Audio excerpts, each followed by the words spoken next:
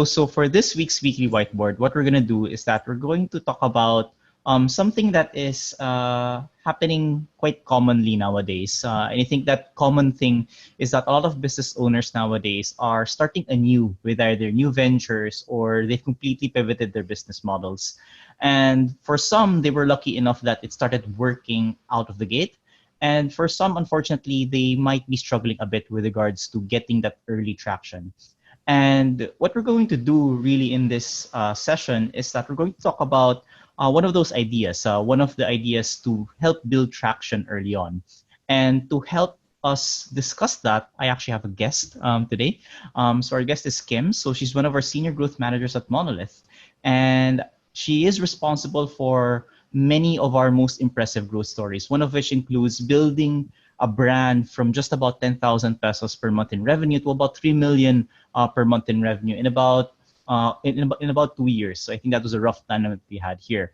And what she's gonna do is that she's gonna share with us that one concept that has worked well for her so far. Obviously, there are more concepts that we can potentially discuss, but what we've done is that internally we've kind of stacked rank all of the concepts or all of the marketing concepts that we've used and tested across all of our clients. And she's going to share with us that one concept. So maybe I'll pass on the floor now to you, Kim. So I think question number one for me is what was the most marketing concept really that many business owners should know about when it comes to building traction for their brand? Okay, thanks, Ken.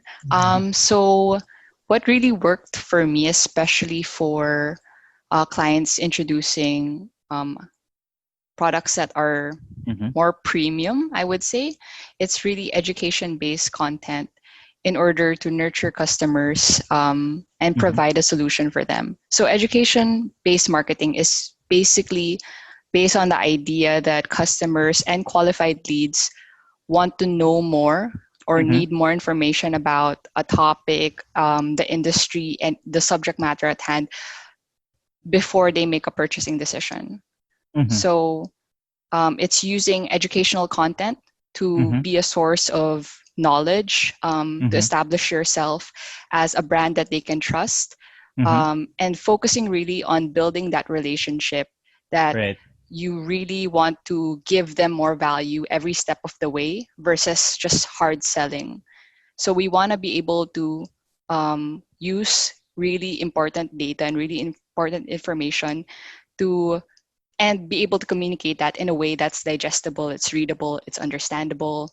So it's really building that trust, generating that trust, and be able to have that connection, because with e-commerce you don't really see the person, you don't talk to the salesperson. It's really how to look credible online.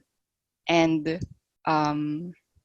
yes, agree. Yeah, totally agree. And I think the analogy that I like to use here is that it's like dating.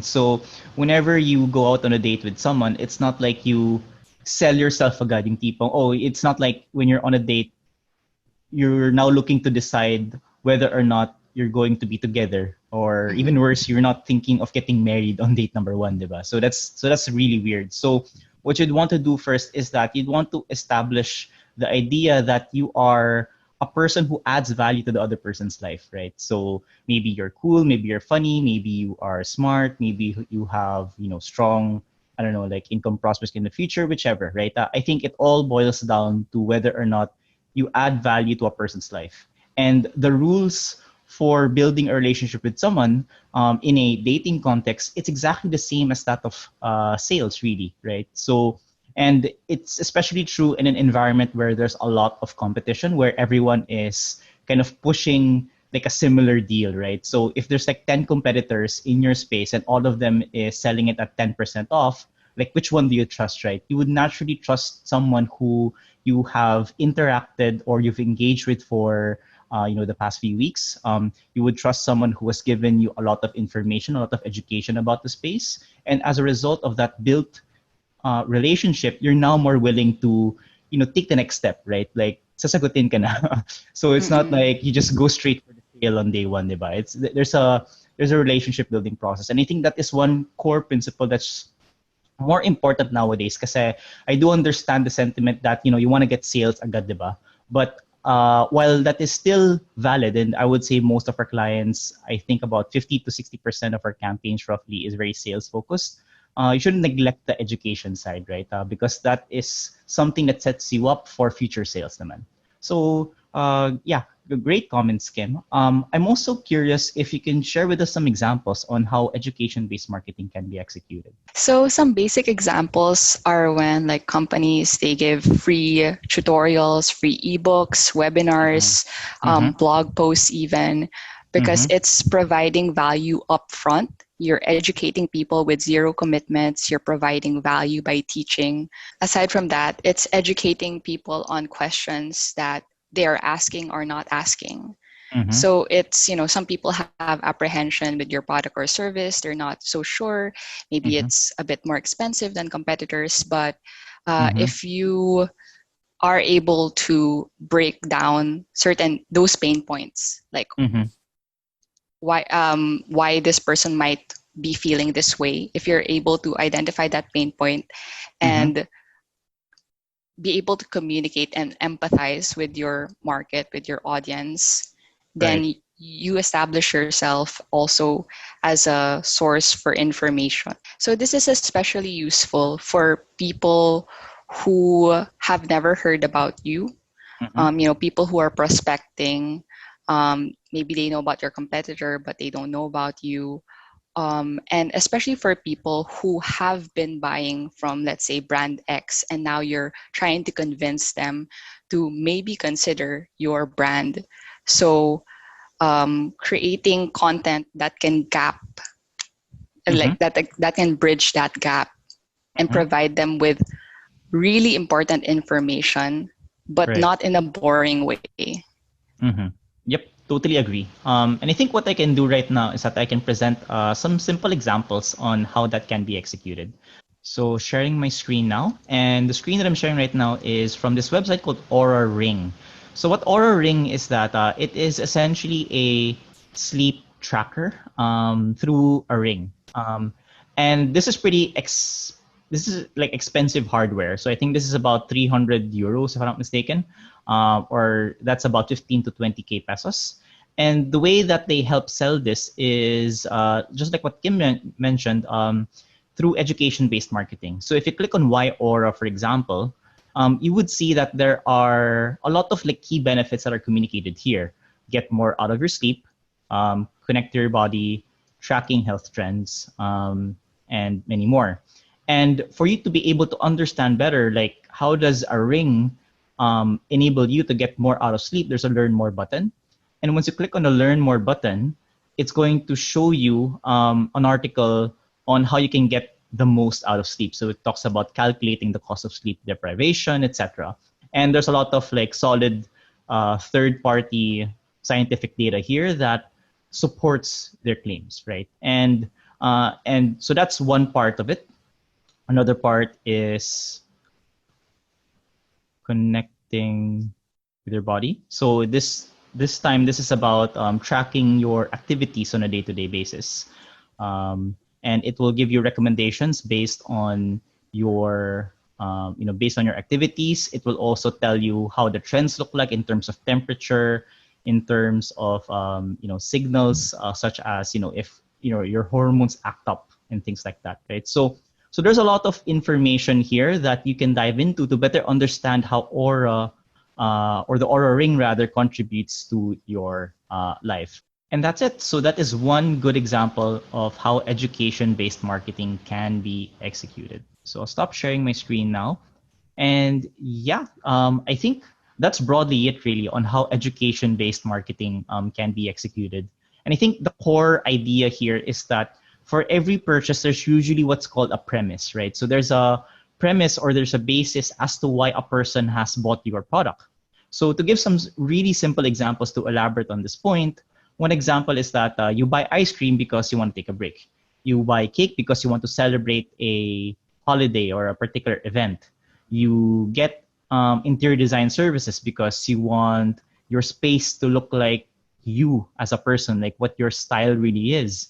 And you want it to be a space where it generates calm and and serenity instead of instead of your place being super cluttered and you're distracted all the time, right? Or you could buy interior design services because you'd want to optimize the space for work. So those are examples of what we would say are premises that establish as to why your product or service is relevant for the market. With all of those things said, any parting words, Kim? As you can see in the Aura Ring, they were able to give really useful information about sleep cycles and how it affects your body. So they were able to communicate this without sacrificing your data. So that's also something that you can do. You can impart really useful information without a wall of text. You can still make it fun. You can still add your personality to it, and use language that can really resonate with your target audience. Because you don't want to be just providing irrelevant content. You're like, what Ken was mentioning was like, you provide this premise, you talk about the science behind sleep, for example, and then drive that to your product. So that's also in line with another tip. So when you create these educational content, you always have to drive it to action, because at the end of the day, you still want to meet your marketing goals. So you want to tie back in these educational materials to your product or your service. So because you don't want to keep creating content, like have 300 blogs, for example, on your website, and it not converting. Like that's what we definitely don't want to happen. So when you have like guides or tutorials, it has to go back to your product to keep that conversation. You don't want to just put content that's going to add to the clutter. Right. Definitely agree. So I think the core message really is that when you are writing this education, focused content, you want it to laser focus on a particular pain, right? So instead of just writing, let's say some viral thing or like any article, really, you want to hyper focus on what are the buying triggers, right? So if, for example, you are a cake shop, you want to hyper focus on the reasons as to why they would buy the cake. Maybe it's because it's completely unique. Maybe it's because you wanna, someone wants to celebrate, or in the case of the Aura Ring, you want to hyper focus on the idea that, let's say, because a lot of the customers of Aura Ring are either executives or business owners. So for the brand to communicate well with them, you want to talk about the fact that many business owners lack a lot of sleep, and for you to be able to perform at your peak, you'd want to get optimal sleep, which is what Aura Ring provides. So with that ado, I think that's what we wanted to share today, the idea being education-focused marketing. So again, if you want to get more content like this, feel free to follow the page, and there's going to be a new video every week. Thank you.